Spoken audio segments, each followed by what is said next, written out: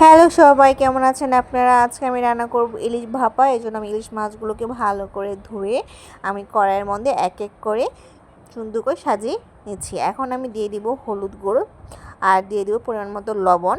আর এখন দিয়ে দিব আমি সরিষার তেল। সরিষার তেলটা আমি একটু পরিমাণে বেশি দিয়েছি যাতে আমার তেল আর জলের ভাপে আমার রান্না হয়ে যায়। আর এখন দিয়ে দিব আমি কিছু কাঁচামরিচ, ভালো করে থেতু করে আমি কাঁচামরিচটা আমি দিয়ে দিব। আর আমি মাছটা আমি হাত দিয়ে একটু ভালো করে নেড়ে চেড়ে দিব, কারণ মাছটা আমি রান্না যখন শুরু করব তখন মাছটা বেশি নাড়াচাড়া করলে ভেঙে যাবে। আর এখন আমি দিয়ে দিব পরিমাণ মতো অল্প একটু জল। আর বেশি জল দেওয়াও যাবে না।